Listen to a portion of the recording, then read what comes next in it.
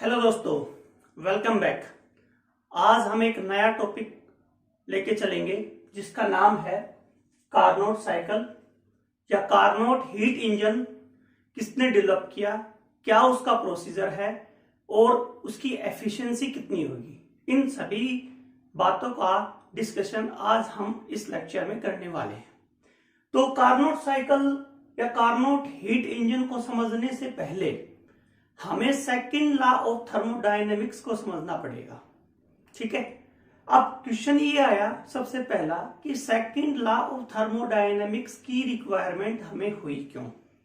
तो रिक्वायरमेंट तभी हुई होगी कब, जब first law of thermodynamics fail हो गया होगा।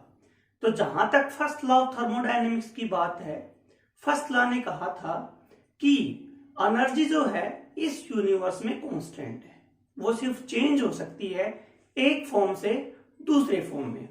बट उसने ये नहीं बताया कि एनर्जी किस फॉर्म से किस फॉर्म में फ्लो करेगी। ये बात किसने बताई थी? सेकंड लॉ ऑफ थर्मोडायनेमिक्स में, जिसने कहा कि हीट जो है ऑलवेज फ्लो करेगी कहां से कहां, from hot body to cold body, यानी कि from higher temperature object to lower temperature object. यानी कि एक सिंपल वे में ये कहूं कि स्पॉन्टेनियस प्रोसेस वही प्रोसेस होगा जिसमें एनर्जी क्या हो, लॉस हो। जिसमें एनर्जी लॉस हो रही है, इट मींस वो प्रोसेस अपने आप होगा, खुद ब खुद होगा। सेकंड लॉ ऑफ थर्मोडायनेमिक्स ने ये भी बात कही थी कि ऐसा कोई भी इंजन नहीं है, ऐसा कोई भी इंजन नहीं है जो 100% हीट को वर्क में कन्वर्ट कर दे। इसको समझते हैं। अकॉर्डिंग टू सेकंड लॉ उसने क्या कहा कि अपने पास कोई हीट इंजन है, लेट अस कंसीडर ये कोई क्या है, हीट इंजन है जो वर्क कर रहा है बिटवीन सिंक जिसका टेम्परेचर T1 है, सोर्स जिसका टेम्परेचर क्या है, दैट इज द T2। तो हीट इंजन ने क्या किया कि सोर्स से Q2 अमाउंट हीट को अब्जॉर्ब कर लिया। अब जो T2 है वो ग्रेटर देन है T1 से, ठीक है। तो Q2 अमाउंट हीट को क्या किया है, अब्जॉर्ब। पर पॉजिटिव साइन का मतलब क्या है, हीट यहाँ पे क्या हो रही है, अब्जॉर्ब हो रही है। अब अकॉर्डिंग टू सेकंड लॉ ये कहता है कि जितनी अमाउंट हीट को अब्जॉर्ब करेगा हीट इंजन, वो सारी की सारी वर्क में कंप्लीट कन्वर्ट नहीं होगी। यानी क्या अगर मैं कहूं कि यहाँ पे 100 जूल हीट को अब्जॉर्ब किया है, तो 100 जूल वर्क में कन्वर्ट नहीं होगी, कभी भी नहीं होगी। ऐसा अपने पास इंजन कोई भी नहीं है जो 100% हीट को वर्क में कन्वर्ट कर दे। सिंपल में कहूं कि उसकी एफिशिएंसी 1 हो, उसकी एफिशिएंसी 100% हो। इवन ह्यूमन भी लाइक ए इंजन, ह्यूमन एक ऑल्सो इंजन का रूप है। हम भोजन खाते हैं, हम एनर्जी को क्या कर रहे हैं, अब्जॉर्ब कर रहे हैं। अब मान लो मैं पढ़ा रहा हूं, इट मींस मैं अपनी एनर्जी को वर्क में कन्वर्ट कर रहा हूं, बट जितनी मैंने हीट को अब्जॉर्ब किया था, एनर्जी को अब्जॉर्ब किया था, वो सारी की सारी वर्क में कन्वर्ट नहीं हुई। कुछ लॉस भी हो गई, एज स्वेटिंग के थ्रू हो गई या अनदर किसी वे के थ्रू क्या हुई, एनर्जी लॉस हो गई। सिंपल वे में हीट इंजन जो है 100 जूल अब्जॉर्ब किया था, हीट इंजन ने एनर्जी कहां से, सोर्स से। मान लो उसने 20 जूल जो है वर्क में कन्वर्ट कर दी, लेट अस कंसीडर कर लेते 20 जूल वर्क में कन्वर्ट कर दी, और जितनी भी बाकी बची, रिमेनिंग बची कितनी, दैट इज द 80 जूल, वो क्या कर दी इसने, लॉस कर दी। किसको, दैट इज द सिंक को। ये कहता है सेकंड लॉ ऑफ थर्मोडायनेमिक्स, ठीक है।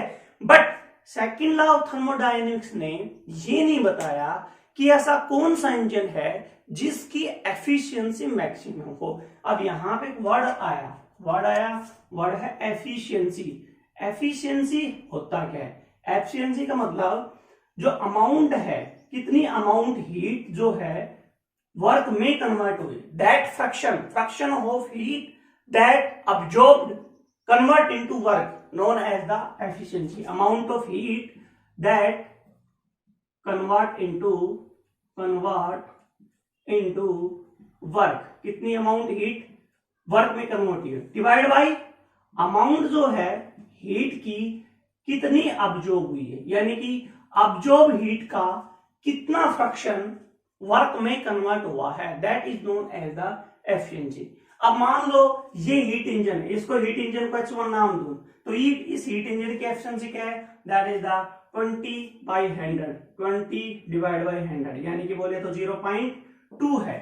सिंपल वे में ये कह सकते हो work done divide by heat absorbed, heat absorbed, यानी कि बोले तो W डिवाइड बाई Q2। ठीक है, ये क्या है, एफिशिएंसी है, इसको नीटा से रिप्रेजेंट करते हैं। ठीक है, एक और भी H2 होगा, हो सकता है उसकी एफिशिएंसी 0.3 आ जाए, हो सकता है एक और अनदर हीट इंजन हो जिसकी एफिशिएंसी 0.6 आ जाए, हो सकता है एक और अनदर हीट इंजन हो जिसकी एफिशिएंसी 0.99 आ जाए, बट ऐसा कोई भी हीट इंजन नहीं होगा जिसकी एफिशिएंसी क्या हो, 1 हो। ऐसा कोई भी हीट इंजन नहीं है। एफिशिएंसी 1 का मतलब क्या है, जैसे ये हीट इंजन 5 है, इसकी एफिशिएंसी क्या है, इसकी एफिशिएंसी क्या है, 1 है। इट मींस सारी की सारी हीट अब्जॉर्ब वर्क में कन्वर्ट हुई। दिस इज नॉट पॉसिबल, क्योंकि ये डेफिनेशन है सेकंड लॉ की। सेकंड लॉ कहता है कि ऐसा कोई हीट इंजन है ही नहीं है। तो ऐसा कौन सा हीट इंजन है जिसकी एफिशिएंसी मैक्सिमम होगी, ये बताया था सादी कार्नोट ने 1824 में। इसने बताया था सादी कार्नोट ने 1824।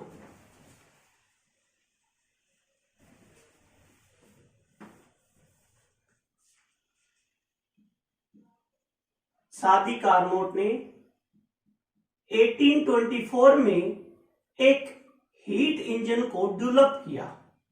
एक हीट इंजन जो कि क्या था, जो कि एक हाइपोथेटिकल था, हाइपोथेटिकल था, यानी कि एक आइडियल हीट इंजन था। उसने इस हीट इंजन को क्या किया था, डेवलप किया था, कंस्ट्रक्ट किया था, डेवलप किया था, या बोल सकते हो कंस्ट्रक्ट किया था। उसने क्या कहा कि ये जो हीट इंजन है, इस हीट इंजन की जो एफिशिएंसी है वो क्या रहेगी, मैक्सिमम रहेगी। यानी कि क्या रहेगी, मैक्सिमम रहेगी। यानी कि इस हीट इंजन के अलावा ऐसा कोई हीट इंजन नहीं है जिसकी एफिशिएंसी इस हीट इंजन, जिसका नाम भी उसने दिया, इसका नाम क्या दिया, that is the Carnot heat engine, Carnot heat engine. यानी कि ऐसा कोई भी इंजन नहीं है, ऐसा कोई भी मशीन नहीं है जिसकी एफिशिएंसी कार्नोट हीट इंजन की एफिशिएंसी से ज्यादा हो। ऐसा कोई भी इंजन नहीं है। यानी कि सादी कार्नोट साहब ने एक ऐसा इंजन डेवलप किया था जिसकी एफिशिएंसी सभी हीट इंजन के रेस्पेक्ट में क्या थी, मैक्सिमम थी। उसने कहा कि इस हीट इंजन को हमने कार्नोट हीट इंजन बोल दिया। ठीक है, उसने साथ साथ ये कहा कि ये जो भाई हीट इंजन है ना, ये ऑपरेट करेगा साइक्लिक फॉर्म में, operate in cyclic form, cyclic process में ऑपरेट करेगा। आप ऑपरेशन क्या क्या होंगे, क्वेश्चन ही आएगा। दूसरी बात कहा कि ये ऑपरेट करेगा दो temperature, operate in two temperatures, two temperature. एक T1 नाम दे दो एंड एक क्या दे दो, T2। एक ऐसा टेम्परेचर जो कम हो, एक ऐसा टेम्परेचर जो ज्यादा हो। तो ये देखते हैं, जैसे मान लो अपने पास ये कोई कार्नोट हीट इंजन है, कार्नोट हीट इंजन है ये। ठीक है, कार्नोट हीट इंजन है भाई ये पूरा। ठीक है, उसने कहा कि ये साइक्लिक प्रोसेस में ऑपरेट करता है। बाद में देखते हैं साइक्लिक प्रोसेस में कैसे, इसकी कहां से कहां, बिटवीन T1 टू T2। ये ले लो, सोर्स का टेम्परेचर मान लो T2 ले लिया, सिंक का टेम्परेचर T1 ले लिया, और मैंने कह दिया कि T2 is greater than T1। ठीक है, ऑपरेट कर रहा है साइक्लिक फॉर्म में। यानी कि साइक्लिक फॉर्म में 4 प्रोसेस होंगे, कौन कौन से, isothermal, reversible expansion process, adiabatic reversible expansion process, isothermal reversible compression process, adiabatic reversible compression process. कैसे, उसने कहा कि जो कार्नोट हीट इंजन है ना, इसके अंदर मान लो 1 मोल आइडियल गैस प्रेजेंट है। 1 मोल क्या है, आइडियल गैस। अब ये आइडियल गैस पहले क्या होगी, आइसोथर्मली एक्सपेंड होगी between the temperature limit T1 to T2। दूसरे स्टेप में क्या होगी, एडियाबेटिकली एक्सपेंशन शो करेगी। तीसरे स्टेप में आइसोथर्मली कंप्रेस होगी। चौथे स्टेप में एडियाबेटिकली कंप्रेस होगी। पांचवें स्टेप में फिर से अगेन आइसोथर्मली क्या करेगी, ये एक्सपेंड करेगी। और उससे नेक्स्ट फिर ये स्टेप बारी बारी चलते रहेंगे, रिपीट होते रहेंगे। पहले first expansion isothermally, expansion adiabatically, compression isothermally, compression adiabatically. और ये चारों के चारों स्टेप क्या हो रहेंगे, चलते रहेंगे। इन चारों स्टेप को मिला के एक साइकिल जो कंप्लीट हुई है उस साइकिल को हम क्या नाम देते हैं, दैट इज कार्नोट साइकिल। क्या नाम देंगे, कार्नोट साइकिल। क्या नाम देंगे, कार्नोट साइकिल। तो देखते हैं इस कार्नोट हीट इंजन की एफिशिएंसी कितनी निकल के आती है। देखो ध्यान से समझना, इस वेरी इंपॉर्टेंट क्वेश्चन है। Non medical fourth semester, medical fourth semester और केमिस्ट्री ऑनर्स फोर्थ सेमेस्टर वाले स्टूडेंट्स के लिए हमने क्या कहा है, फिर से बता देता हूं। अपने पास हीट इंजन था जिसके अंदर क्या प्रेजेंट है, 1 mole ideal gas between the limit T1 to source T2। Okay, ये है 1 मोल आइडियल गैस, इसमें क्या है, प्रेजेंट। हमने क्या कहा, हमने ये कहा कि पहले स्टेप में ये जो आइडियल गैस है वो आइसोथर्मली क्या करेगी, आइसोथर्मली एक्सपेंशन शो करेगी, एक्सपेंड होगी गैस, एक्सपेंशन शो करेगी। देखो कैसे, ठीक है। मान लो ये कार्नोट हीट इंजन के अंदर जो गैस है ना वो कहां प्रेजेंट है, सिलेंडर। अब ये जो सिलेंडर है, let us take thermostat from 3 side, 3 side से ये जो है ये मैंने थर्मोस्टेट ले लिया। थर्मोस्टेट का मतलब 1 side, second side, third side, fourth side, यानी कि 1 सेकेंड थर्ड और फोर्थ 4 साइड है इस सिलेंडर में। 4 साइड में से 3 साइड जो है फर्स्ट, सेकेंड और थर्ड, यहां से हीट का ना तो लॉस होगा ना हीट क्या होगी, गेन होगी। यानी कि heat convert exchange from cylinder having side first, second and third as shown in diagram. यानी कि हीट का जो फ्लो है ओनली कहां से होगा, बॉटम से होगा। और इसके अंदर क्या प्रेजेंट है, 1 मोल आइडियल गैस। 1 मोल क्या है, आइडियल गैस है। इस सिलेंडर में ये जो आइडियल गैस है वो V1 वॉल्यूम पे प्रेजेंट है। कितने वॉल्यूम पे प्रेजेंट है, V1। तो हमने क्या किया, इस सिलेंडर को उठाया और सोर्स के ऊपर रख दिया जिसका टेम्परेचर क्या है, T2 है। अब T2 जो टेम्परेचर है वो ज्यादा है T1 के कंपेरिजन, यानी कि T2 क्या है, हाई टेम्परेचर है। T2 क्या है, हाई टेम्परेचर। अब हाई टेम्परेचर होगा तो जाहिर सी बात है आइडियल गैस जो है सोर्स से टेम्परेचर को ऑब्जॉर्व करेगी, सोर्स से हीट को ऑब्जॉर्व करेगी। क्योंकि सेकेंड लॉ ऑफ थर्मोडायनेमिक्स ये कहता है कि हीट ऑलवेज फ्लो करेगी from higher temperature object to lower temperature object. अब T2 यहाँ पे बहुत ज्यादा है, हाई टेम्परेचर है, तो जाहिर सी बात है हीट खुद ब खुद फ्लो करेगी from source two cylinder. Source से सिलेंडर टेम्परेचर ने क्या किया है, फ्लो किया है, हीट ने क्या किया है, फ्लो किया है। इट मींस आइडियल गैस ने हीट को क्या किया है, ऑब्जॉर्ब किया है। कितनी हीट का ऑब्जॉर्प्शन हुआ है, लेट अस टेक, मैं कह देता हूं यहाँ पे Q2 अमाउंट वो है जहां पे हीट क्या हुई है, ऑब्जॉर्ब हुई है, हीट ऑब्जॉर्ब हुई है। ठीक है, हीट क्या की है, ऑब्जॉर्ब की है। किसने, बाय आइडियल गैस ने, आइडियल गैस ने। कहां से, फ्रॉम सोर्स से एट टेम्परेचर T2।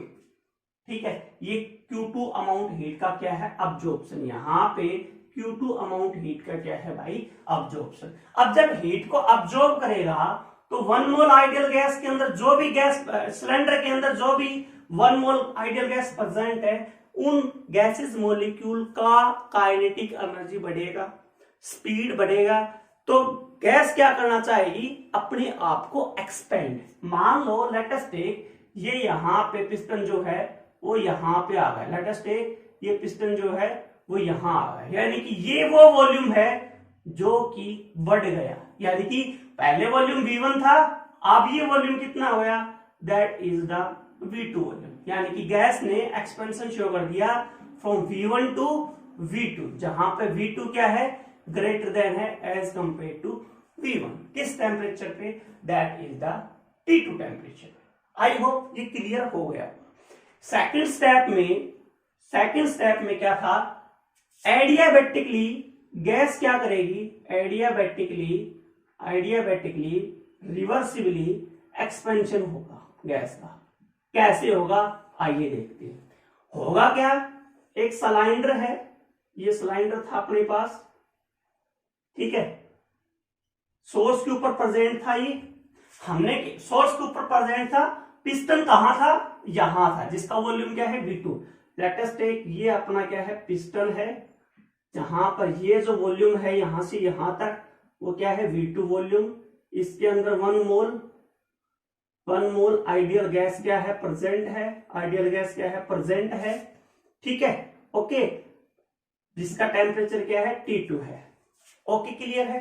अब हमने क्या किया, सिलेंडर के नीचे जो सोर्स रखा था उसको हटा दिया, यहां से जस्ट रिमूव कर दिया, सिलेंडर को उठाया और किसके ऊपर रख दिया, अब थर्मोस्टेट के ऊपर रख दिया। ये यहां पे ये क्या है, that is the insulator material, insulating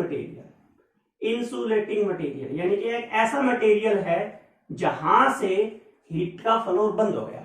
अब सिलेंडर पहले से 3 साइड से, फर्स्ट सेकेंड और थर्ड, तीनों साइड से हीट का फ्लो नहीं कर रहा था, क्योंकि ये आइसोलेट थे पहले से ही। अब हमने फिर से इसको आइसोलेट कर दिया बॉटम से, क्योंकि हमने क्या कहा था, सिलेंडर ऐसा है जो सिर्फ और सिर्फ बॉटम से हीट को क्या करेगा, एक्सचेंज करेगा।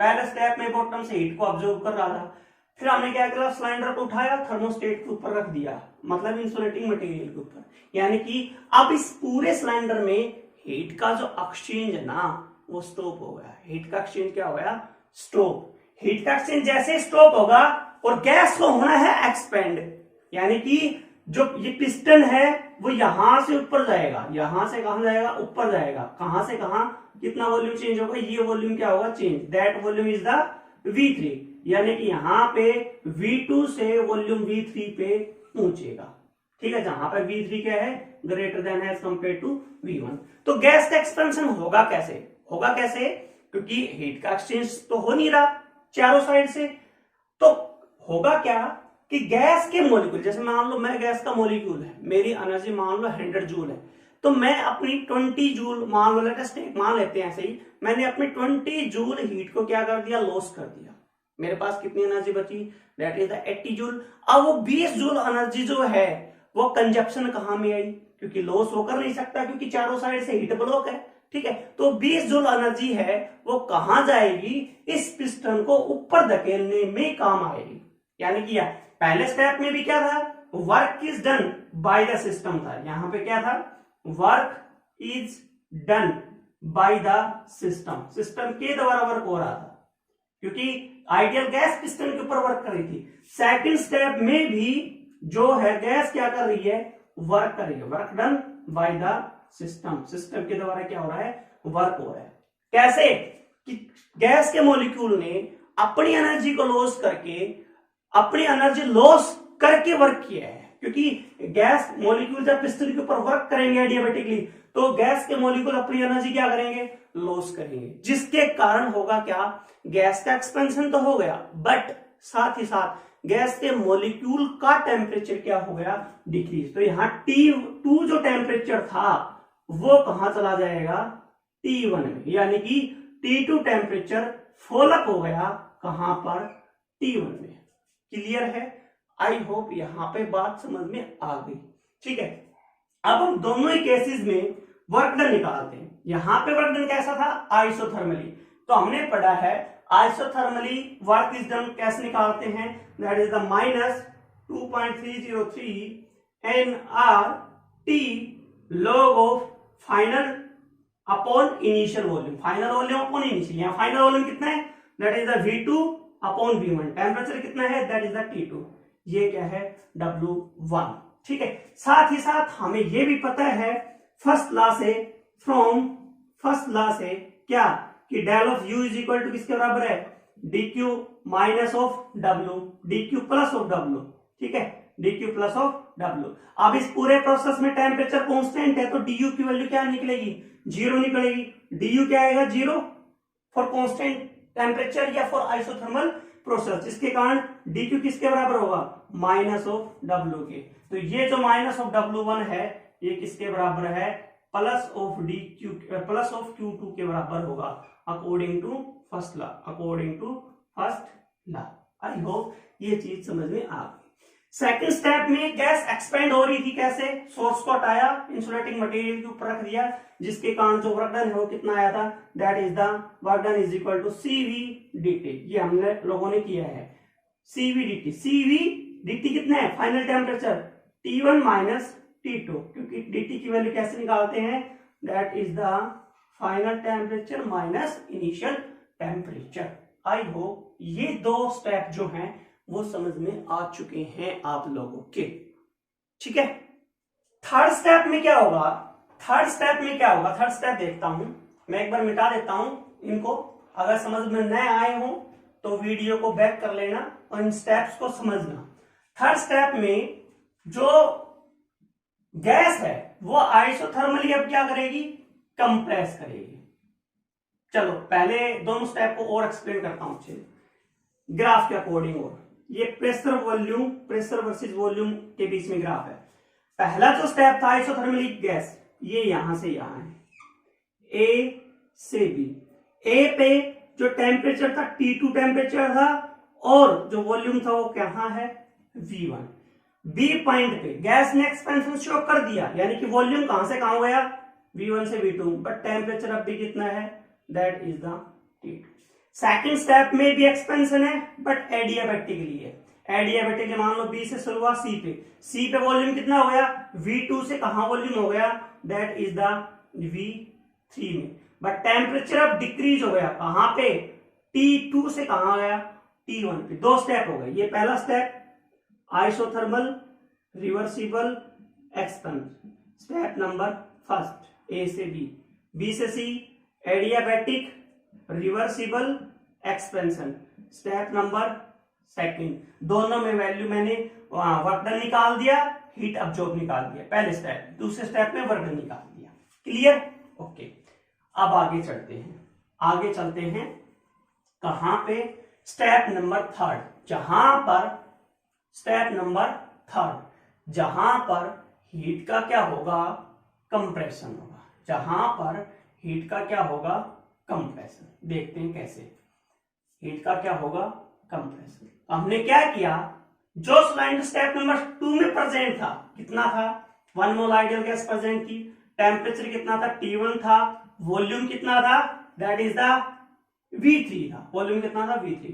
अब हमने इंसुलेटिंग मटेरियल से सिलेंडर को उठाया और कहां रख दिया, सिंक के ऊपर रख दिया, जिसका टेम्परेचर क्या है, T1। सिंक का टेम्परेचर कितना है, दैट इज द T1। अब यहां इन दिस केस क्या है, गैस हीट को लॉस करेगी, हीट को लॉस करेगी, कहां से का, यहां पे let us take minus Q1, minus of Q1 क्या है, हीट लॉस है, हीट लॉस की है, किसने, heat loss by the system, system ने लॉस की है, किसको, टू सिंक, कहां, एट T1 टेम्परेचर पे। अब गैस जब हीट को लॉस करेगी तो जाहिर सी बात है ये जो पिस्टन है वो नीचे आएगा, क्योंकि आइसोथर्मल प्रोसेस है, अपनी हीट को लॉस करने के बाद टेम्परेचर तो फॉलोअप होगा नहीं, यहाँ पे फॉलोअप होगा क्या, वॉल्यूम। तो ये जो पिस्टन है वो यहां जाएगा, यानी कि गैस ने क्या शो कर दिया, कंप्रेशन शो कर दिया। कैसे कि गैस ने अपनी एनर्जी को लॉस कर दी, किसको दे दी, सिंक को। जिस अब जब गैस अपनी एनर्जी लॉस करेगी तो गैस का जो काइनेटिक एनर्जी है वो डिक्रीज होगा, गैस की काइनेटिक एनर्जी क्या होगी, डिक्रीज होगी। बट यहां पे कह रहा है कि आइसोथर्मल प्रोसेस है, टेम्परेचर को कांस्टेंट रखना है, तो काइनेटिक एनर्जी इंक्रीज कैसे होगी फर्दर, क्योंकि जैसे मान लो स्टार्टिंग में काइनेटिक एनर्जी 100 है, एनर्जी लॉस की गैस ने, तो 100 से कहां गया 80 पे, 20 इसने लॉस कर दी।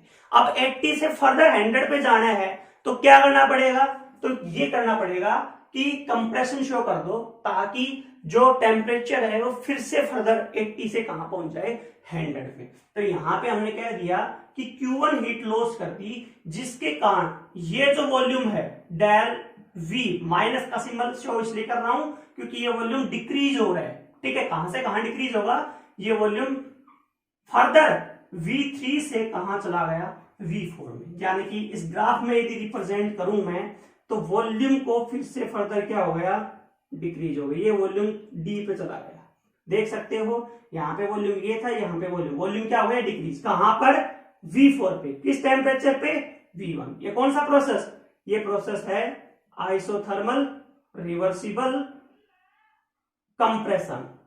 ठीक है, आइसोथर्मल रिवर्सिबल कंप्रेशन, यानी कि हीट ने अपनी लॉस कर दी।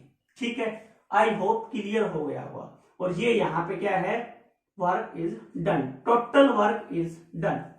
तो पहले स्टेप में तो -W1 था प्लस DQ था, सेकेंड स्टेप में -W2 था, थर्ड स्टेप में प्लस का W3 है और माइनस का Q1 है, क्योंकि यहां पे वर्क कौन कर रहा है, एक्सटर्नल। मतलब बाहर से वर्क हो रहा है, किसके ऊपर, सिस्टम के ऊपर। तो यहां पे हमने क्या दिया, plus W3, that is the work is done on the system. और ऑन द सिस्टम वर्क कितना होगा, ये हमें पता है आइसोथर्मल में कितना निकल के आता है, 2.303 NR। अभी के बाद टेम्परेचर कितना, T1। Low final by initial, final volume कितना है, V4 बाय V3। ये आया है प्लस का W3, और ये किसके बराबर होता है, माइनस ऑफ Q1 के बराबर। यानी कि ये और ये क्या होंगे, बराबर होंगे। ये वैल्यू भी मैंने क्या कर दी, कैलकुलेट कर दी। फोर्थ स्टेप में होगा क्या, जो सिलेंडर था थर्ड स्टेप में, ठीक है, जिसका वॉल्यूम कितना था, जिसका वॉल्यूम था V4, बना लेते हैं एक बार। मैंने सिंक से हटाया और कहां रख दिया, इंसुलेटिंग मटेरियल पे। ठीक है, ये है 1 मोल आइडियल गैस, जिसका टेम्परेचर कितना है, T1। यहां से यहां कितना है, 1 मोल आइडियल गैस, इसका वॉल्यूम कितना है, V4। तीन साइड से पहले से ही आइसोलेट था, चौथी साइड से और आइसोलेट कर दिया। कैसे कि सिंक से सिलेंडर को रिमूव किया और इंसुलेटिंग मटेरियल के ऊपर हमने क्या कर दिया, इसको रख दिया। इंसुलेटिंग मटेरियल के ऊपर हमने इसको क्या कर दिया, रख दिया, जिसके कारण ये इस सिलेंडर में जो चौथे स्टेप है, एडियाबैटिकली रिवर्सिबल कंप्रेशन जो प्रोसेस है, वहां पर हीट क्या हो गई, ब्लॉक। अब गैस को कंप्रेस होना है। जब हम कंप्रेशन करेंगे गैस को, हम नहीं कर रहे, खुद ब खुद हो रहा है। गैस का कंप्रेशन कैसे होगा कि गैस का मॉलिक्यूल अपना टेम्परेचर फिर से फर्दर क्या कर लेगा, राइज अप कर लेगा। कहां से कहां, T1 से T2। जब गैस का टेम्परेचर बढ़ेगा तो एक ही जरिया है गैस का टेम्परेचर का बढ़ना, दैट इज द कंप्रेशन। ठीक है, यानी कि जब गैस कंप्रेस करेगी तो गैस के मॉलिक्यूल का टेम्परेचर राइज अप हो जाएगा। कब तक गैस कंप्रेस करेगी, जब तक टेम्परेचर फर्दर T1 से T2 न हो जाए।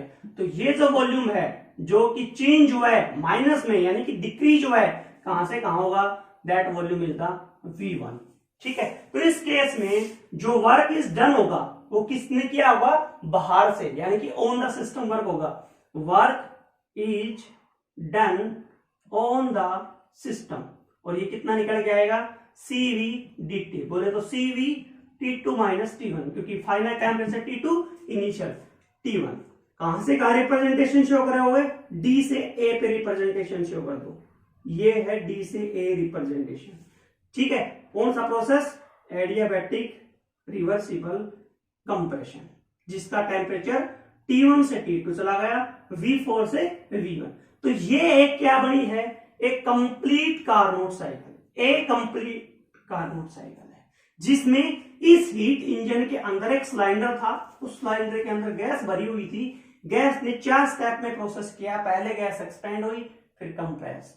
ठीक है, पहले 2 स्टेप में एक्सपेंशन, फिर 2 स्टेप में कंप्रेशन, फिर 2 स्टेप में एक्सपेंशन होगी, फिर कंप्रेशन, फिर एक्सपेंशन, फिर कंप्रेशन। यानी कि ये प्रोसेस क्या होता रहेगा, चलता रहेगा। ड्यूरिंग 1 कार्नोट साइकिल जो टोटल वर्क डन आएगा, एक बार मिटा देता हूं ये, टोटल जो वर्क डन आएगा यहां पर वो कितना आएगा वो देख लेते हैं।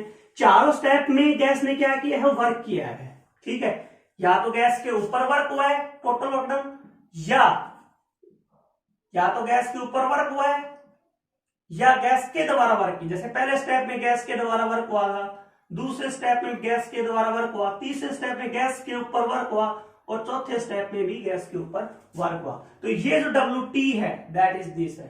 तो हुआ क्या था, पहले स्टेप में आइसोथर्मली हीट इंजन के अंदर जो आइडियल गैस प्रेजेंट थी उसने Q2 अमाउंट हीट को ऑब्जॉर्ब किया था, और आइसोथर्मली ही जब गैस कंप्रेशन शो कर रही थी तब हीट इंजन के अंदर जो भी आइडियल गैस प्रेजेंट है सिलेंडर के अंदर उसने अपनी हीट को क्या कर दिया, लॉस कर दिया। किसको, सिंक को।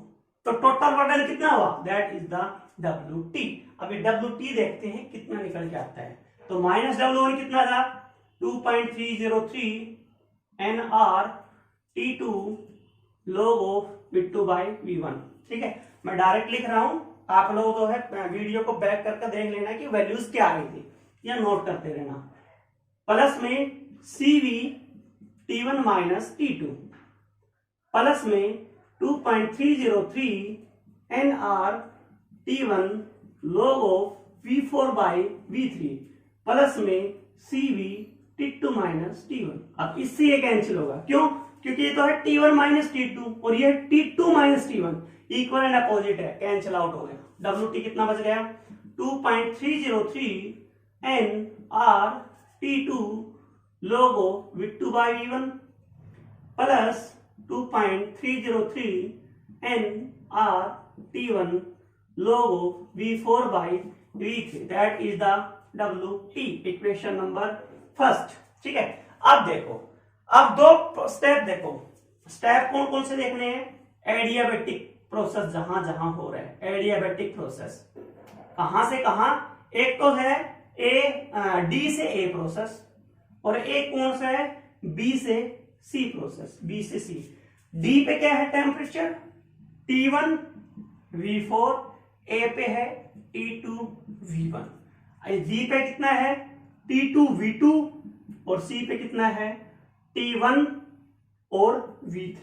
दोनों के दोनों प्रोसेस क्या है, एडियाबैटिक प्रोसेस है। ये भी एडियाबैटिक प्रोसेस है और ये भी एडियाबैटिक प्रोसेस है। और हमें ये पता है एडियाबैटिक प्रोसेस के लिए जो TV गामा -1 है वो क्या आता है भाई, कांस्टेंट, कांस्टेंट की वैल्यू आती है। ये हमने पढ़ा है कि relationship between temperature and volume for adiabatic process is the temperature volume की पावर गामा -1 बराबर कांस्टेंट, जहां पे गामा की वैल्यू क्या होती है, Cp by Cv, ratio of heat capacity is known as the gamma. तो कैसे होगा, इनिशियल स्टेट के लिए यहां D के लिए T1 V4 गामा -1, यहां T2 V1 gamma -1, both are equal, क्योंकि कांस्टेंट मतलब initial is equal to final, तभी तो कांस्टेंट रहेगा। यदि initial is not equal to final that means वो वेरी कर गया, कांस्टेंट है इसका मतलब है इनिशियल स्टेट में जो भी वैल्यू है फाइनल स्टेट के बराबर है। सेम यहां T2 V2 की power gamma -1, T1 V3 gamma -1। तो यहां से आप वैल्यू निकाल लो किसकी, T1 बाय T2 की, क्या निकली V1 बाय V4 की पावर गामा -1। यहां से निकाल लो T1 बाय T2 की value, that is V2 by V3 की पावर क्या आ जाएगी, गामा -1। अब दोनों रिलेशन में T1 by T2 T1 by T2 both are equal, इसका मतलब क्या हुआ, V1 बाय V4 की पावर गामा -1 बराबर V2 बाय V3 की power gamma -1। Power cancel out हो जाएंगे क्योंकि बेस सेम है, मतलब ये बोथ आर इक्वल है क्वांटिटी, तो पावर कैंसिल हो जाए, या कह दो कि 1 बाय गामा -1 से इसको डिवाइड कर दिया बोथ साइड, ठीक है। तो आंसर क्या आएगा, that is the V1 by V4 is equal to V2 by V3। थोड़ा सा सोल्व करोगे V4 बाय V3 की वैल्यू निकाल लो, V4 by V3 that is the V1 by V2, ये वैल्यू निकली। अब ये वैल्यू उठाऊंगा और मैं यहां पे क्या कर दूंगा, इक्वेशन नंबर फर्स्ट में पुट कर दूंगा, तो देखते हैं क्या वैल्यू निकलती है, ठीक है। मिटा देता हूं इसको, नोट करना है तो नोट कर लेना, अदरवाइज वीडियो को बैक करके देख लेना वैल्यू कहां से निकल के आई है। एक एक स्टेप को एक्सप्लेन करते चले जा रहे हैं। डब्ल्यू टी की वैल्यू क्या बनी 2.303 N R T2 log of V2 by V1 plus 2.303 N R T1 log of V4 by V3 की जगह क्या पुट कर दूंगा V1 by V2। ये लॉजिक वैल्यू को हमने क्या कर दिया जी पुट कर दिया। थोड़ा सा और सोल्व कर लेते हैं। 2.303 N R T2 log of V2 by V1 minus का सिंबल लगा दिया। क्यों? क्योंकि log of A by B is equal to minus log of B by A, ये लिख सकता हूं।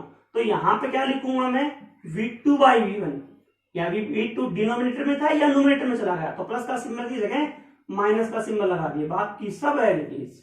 ठीक है, अब जो कांस्टेंट जो कॉमन है वो कॉमन ले लो। कॉमन क्या क्या है? कॉमन है 2.303 एन आर और log of V2 by V1। यहां क्या बच गया T2, यहां क्या बच गया T1।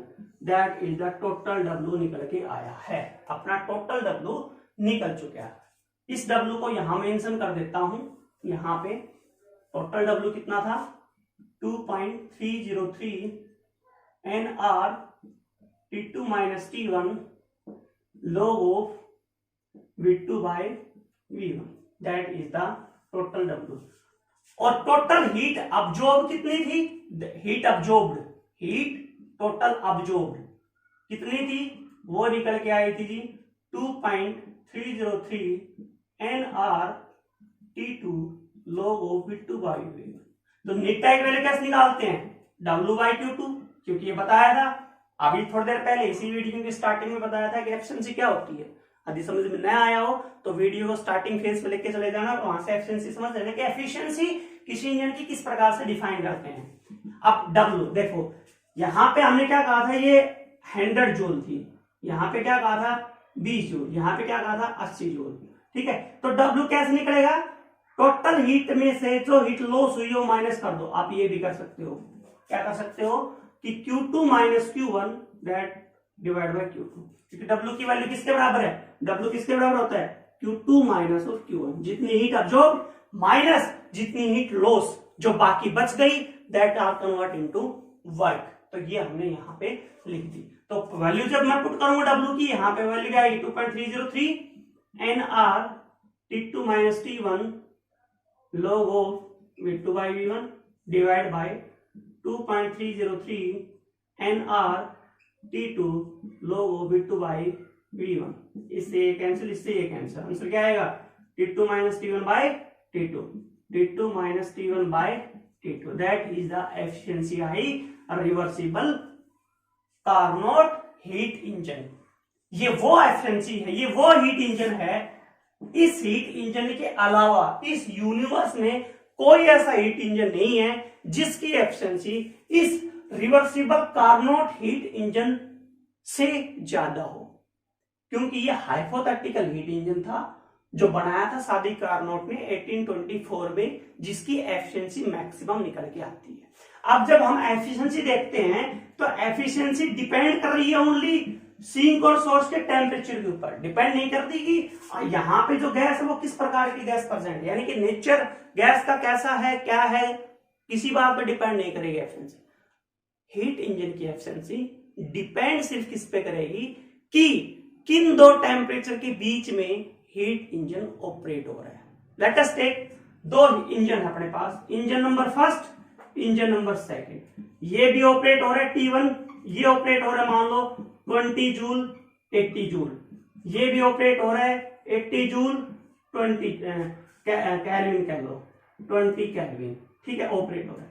दो अलग अलग हीट इंजन है बट दोनों के दोनों सेम टेम्परेचर में ऑपरेट हो रहा है, तो दोनों की जो एफिशिएंसी है, efficiency of E1 is equal to efficiency of E2. This is known as the Carnot theorem. यानी कि efficiency of two different heat engine operate between the two temperature, two same temperature, then the efficiency of these heat engine is also same. This is known as the Carnot theorem.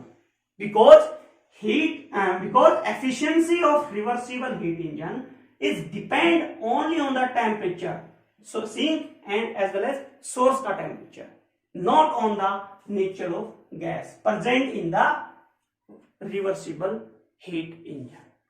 तो ये था आज का concept. I hope आप लोगों को समझ में आया होगा. यदि समझ में आया हो, वीडियो अच्छे लगे तो चैनल को सब्सक्राइब जरूर करना और वीडियो को ज्यादा से ज्यादा शेयर करना, ताकि आप जैसे जितने भी स्टूडेंट हैं उन सभी को फायदा मिल सके. Thank you so much. Have a good day.